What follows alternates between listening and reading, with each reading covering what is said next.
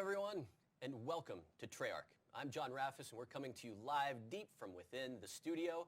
And today, we'd like to welcome everyone that's joining us on YouTube, as well as everyone on PS4 who's joining us through the live event viewer. Glad to have you along. So, as you may have heard, we are here today to talk about DLC 2, our second DLC offering, ECLIPSE, coming out on April 19th on the PS4. Got 4 new maps, a new zombies experience, a lot to offer. We've also got a little bit of news and special guests, maybe a surprise along the way. But first, we want to dig into everything that ECLIPSE has to offer, starting with the multiplayer maps. And to do that, I brought a couple friends with me. Miles Leslie, producer, Matt Scrontz, game designer. Gentlemen, welcome. Thanks, John. Good to be here.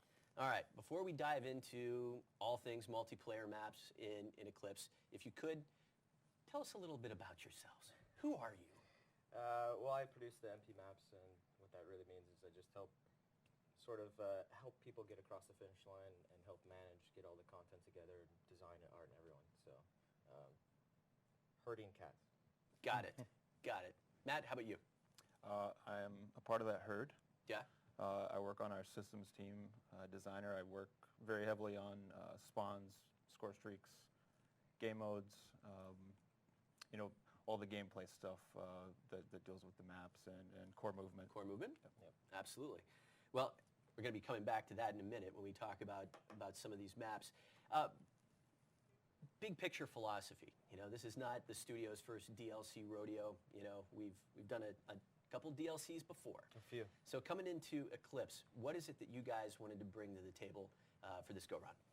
So coming out of the shipped game and then into DLC 1 and heading into DLC 2, we really wanted to challenge ourselves in how we can create new experiences for players in these maps. Mm-hmm. Give something new and push ourselves to also develop new and interesting engagements that we really haven't explored before. Throughout Black Ops 3, we had the new core movement system that pretty much forced us to refigure out how to design Call of Duty maps. Through that, on the shipped map, it was hard fought, but we did it. We got some good stuff, and then DLC 1, we took those learnings, built it into the DLC 1 maps, and even on the DLC 2 maps, we're taking all those learnings. So every single map, we're taking all the core movement and the fun stuff and building upon it. So this one was really about how can we push and challenge and create some very interesting things across the 4 maps. Well, whenever you talk about creating those interesting experiences and how core movement factors into it, I think it probably is best for us to start out with the map called VERGE, all right? And as I'm sure you'll explain, this is a reimagining. Where does it come from, and what are we offering this time around? So VERGE is pretty awesome. It's like you said, a reimagining of Bonsai, which is a map from World at War. Yep. And we were really excited to bring this back, and fans have been asking for this because it offers some of those challenges just built into the map. It has really high verticality from Bonsai with this bridge, this cave system. There's a lot of ways to flank around. But VERGE, how we've reimagined it and transformed it, is a desolate wasteland set in a post-apocalyptic future where these 2 warring nations... So it's a happy map? It's a very happy map. Yeah, okay, got it. All right. So these 2 warring nations are fighting over the last good water source. And now what that really means is they wake up at 9 a.m. and they clock in, grab your weapon, go to the bridge, fight the other side at 5 p.m., okay, clock out and go back to sleep, rinse and repeat. But it's got a very cool look. It's very, very different than other maps that we've ever done before visually. Well, whenever you talk about reimagining maps, you know, Nuketown or Skyjacked, talk to me a little bit about core movement. How does core movement factor into VERGE? How did you take something that was, I mean, when you think about World at War and the original setting of Bonsai, how did you look to translate that this time around? Bonsai from World at War was one of my favorite maps from that game. And when we looked at that, you know, looking back, it's got the bridge, like he said, so you've got the verticality there. In World at War, we didn't have thrust jump, so you know you couldn't really interact with the ground level and the bridge. We had elements of water in World at War. We had no swimming. Now we have thrust jump, swimming. So we look at that and we say, how can we kind of bring that up to Black Ops 3? Sure. So we've still got the classic bridge. You can clock in, go to work, fight the other side. But now with wall running, you know, if you want to be clever, maybe you've got some advanced movement, you can wall run along those sides of the bridge.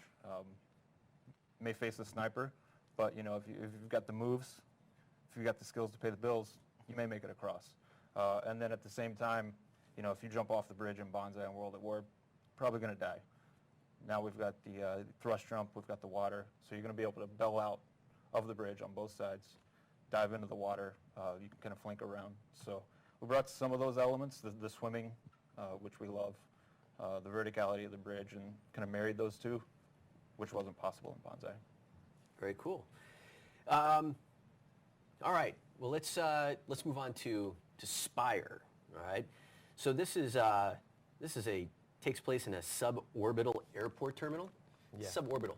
Yes. Just Bunch of fancy it's just words. like a sexy word. It is. It's very So nice. tell us about this sexy map. So this map is very sexy looking in that it's a very, very clean and futuristic take. Lots of curves, lots of very interesting shapes and architecture. Sure. But the premise is that in the future, of course, they could build these huge spires, and they've built these airports off of these spires to get into suborbital and get around the Earth, in minutes, basically. So you're fighting on one of these terminals, basically, in this airport, and it's pretty awesome how it is. You fight in a lot of clean areas, you're fighting through these terminals, and it feels like an airport, but it also feels very unique because there's a lot of core movement that we've done in it as well. Well, in terms of that core movement and some of the engagements, what kind of engagements can we expect in SPIRE? We always try to cater to all gameplay styles in our maps. We want everybody from the snipers to the guys running around with the baseball bat to be successful. With this one, it's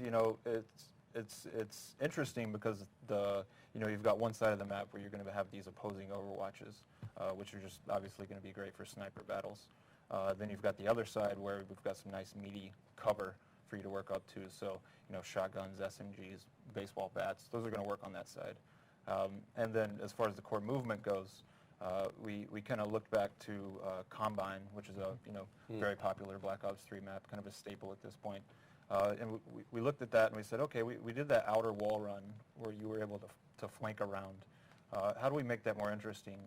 And in SPIRE, we kind of took that element and developed it more and turned that Combine's wall run into a destination. So you'll be able to kind of bell out through the middle or down the catwalks on the exterior of the map and set up shop at the refueling station. That side has some longer lines of sight, so you're going to be able to post up there with a sniper rifle. Well, how does that factor into some of the risk-reward that you guys like to design into maps? Yeah, sure. Risk-reward, we're going to have a hard point in that destination there. So it's the reward is winning the game if you're able to take that hard point. Obviously, it's a little risky because you can't just walk there. You're going to have to hit the wall run. You're going to have to use your thrust. Mm-hmm. But if you are able to get in there and root the enemy out, you're going to be able to hold that down. It's part of part of that is the challenge in pushing ourselves is taking that. Combine worked really well with the how we integrated core movement. Like Matt said, is how do you plus one that? How do you make it better? And we're actively trying every single map to just figure out better ways and interesting ways, and it's really just a tool set, right? Hey, how we did that and how we did it in other maps is really interesting. How do we combine them and push and pull them? And maybe we move out of our comfort zone. When we first started playtesting it felt different because you've got this kind of activity with all this core movement. You're like, oh, this feels different, but it also felt right, and it basically added, I think, another tool to our box. Yeah, we're definitely still learning Yeah. and developing these interesting gameplay scenarios. Yeah. Third map, Rift. I dig this one because you're combining a lot of very interesting concepts, future military complex over a volcano. Yes, it's I don't want to say hyper-realistic. It's super realistic, yes. But it's got a good contrast to the pack, and we've never done a map, in Black Ops like this. It is very, very militaristic, industrial. There's girders everywhere. It's dirty. It's not a place you want to be, and it's sort of intimidating. You've got this volcano, this caldera that you're over, Yeah. and Got out of war effort by just actively pulling things out of the volcano and transporting them all around the world. But because of that locale, it's overall map design. Yep, I can speak to that. I assume Go. that's what the hand gesture was. Yeah, so this one is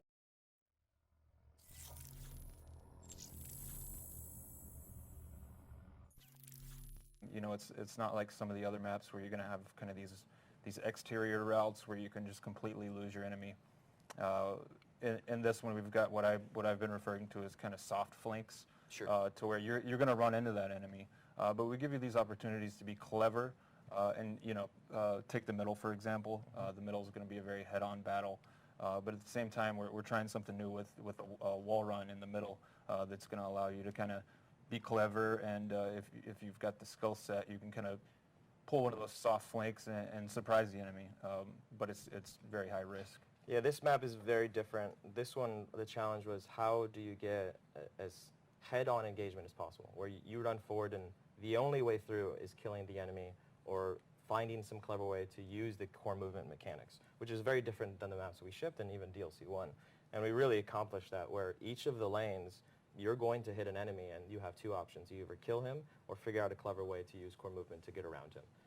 So it's very different. It's got a really cool vibe and feel. Yeah, I love the look of this map. It's dark, gritty, and you know, when you're playing, you almost feel the heat from the magma below. Liquid hot magma. Yeah. All right, last map, Knockout. This one, love this one. Miles, tell us a little bit about the setting. So Knockout is a really fun map. On top of the gameplay stuff that's just really unique is it looks like a traditional map, Asian-style Shaolin temple from the outset.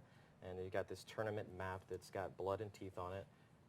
But the twist to this map and the contrast is that it's actually a privately owned island. So Yeah. a super rich dude, right, like yourself, John. Well, this sounds like my bachelor pad. I mean, I almost feel like you guys have like peered into my life. We at did. one point. All of our reference images were from your Yeah, private island. Okay. But it's basically this guy that has built this really authentic Shaolin temple because he's really into martial arts, and he hires people to come and fight for him on his tournament.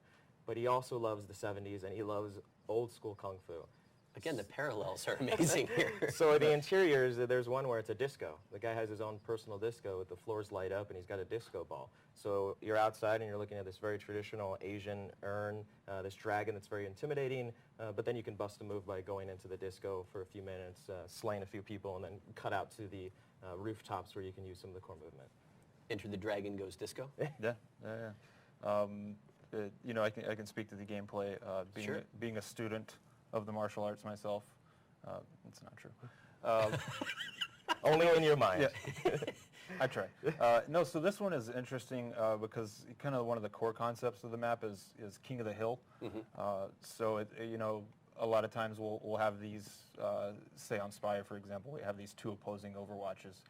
And in Knockout, we've got this central trophy room where you would keep your trophies. Yeah. And that's the position you want to fight over. If you're able to secure that position, you're really going to have a lay of the land. You're going to be able to lock it down. You know, you're going to have these exterior rear wall runs on the back side of this trophy room.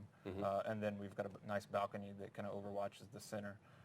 You know, I think back to a Black Ops 2 map, which is Slums. It's got kind of a Slums vibe with that big center courtyard. I love that. So with that courtyard, you know, you kind of think back to the Blue Room of Slums. In Knockout, you're gonna be able to have that kind of raised platform in the trophy room and kind of see where everybody's going. And there may or may not be some gongs in this map. I don't know. Yeah, this one again is constantly pushing, and it's all about you want to get to this destination. We do a good job across all the maps of having really good defendable locations that you want to get to, and this map has that. But the King of the Hill aspect is something we really went for. You want to get into that room, you want to get on the mat in the center, and you want to hold it down. And that's where you want to be. So there's constant conflict always in there and holding it down, but it's very hard to do.